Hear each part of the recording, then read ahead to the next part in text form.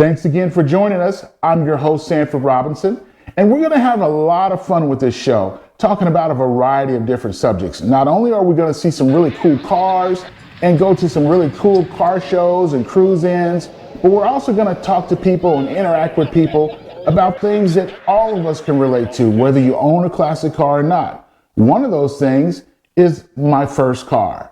So let's get to it. This is the Classic Car Thread.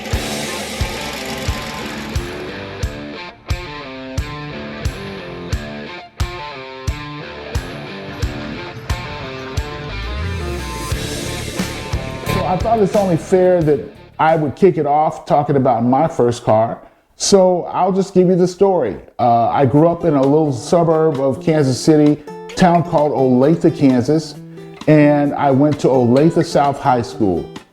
Our high school wasn't very diverse at the time. This is 1982, back in ancient days when dinosaurs still roamed the earth, according to my grandkids anyway. The school wasn't very diverse at the time. There was about 8 black kids in the whole school. And so obviously I stuck out like a sore thumb. One of the other things that made me stick out like a sore thumb was my mode of transportation. I had a part-time job at the local car dealership called Olathe Toyota, and I was a car porter. I was the kid that washed the cars, that got the cars ready and put them on the lot and put them in different places. And, you know, so I had that job. It was an after-school job for me. And so once I got ready to go to work after school, I would run to the parking lot to jump on my bike. Actually, it was my little brother's bike. My little brother's 10 years younger than me, so the bike was considerably smaller than I was. It looked like a circus act. You know, this big football player on this little bitty bike trying to pedal, get to work. And as the other kids were coming out of the parking lot, I went to school with a lot of kids that had some really cool cars. A lot of kids that their parents owned businesses, and you know, they did pretty well financially. There was a big mixture economically in our school. And then you had blue-collar parents like mine. My dad worked at GM. My mom worked for the phone company. And so I didn't have enough money to have a car given to me or anything like that. So I had to ride my little brother's bicycle if I was going to get to work. And so coming out of the parking lot, you know, kids would point and laugh and honk their horns, you know, give me the brush by, get close to me, sometimes, you know, almost running me off the road. And I have to admit, it was pretty embarrassing. It was a little hurtful, but you know what? Once I got to work, all of that went away, and the only thing that mattered was I got to be around all these really cool cars. I loved being at work around the cars.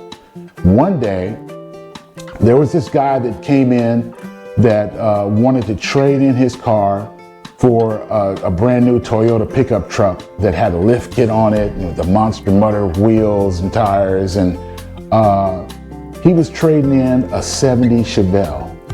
It was desert sand brown and had a black vinyl top. This car was so cool. And once he got all of his stuff cleared out of the car, I went to my boss and I told him, don't even put this car on the lot. I'm driving this car home today. This is my car.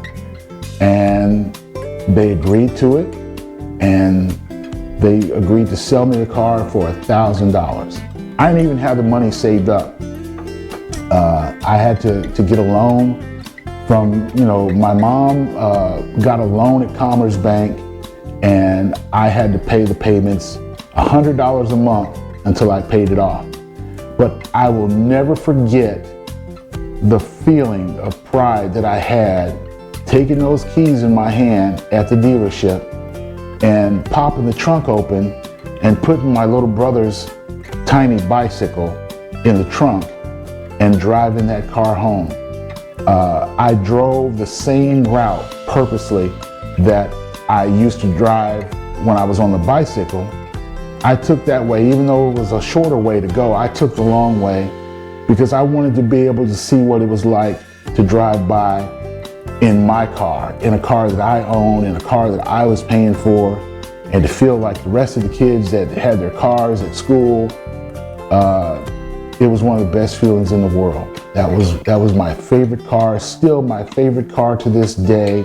It was my dream car because I felt like that day a dream came true for me.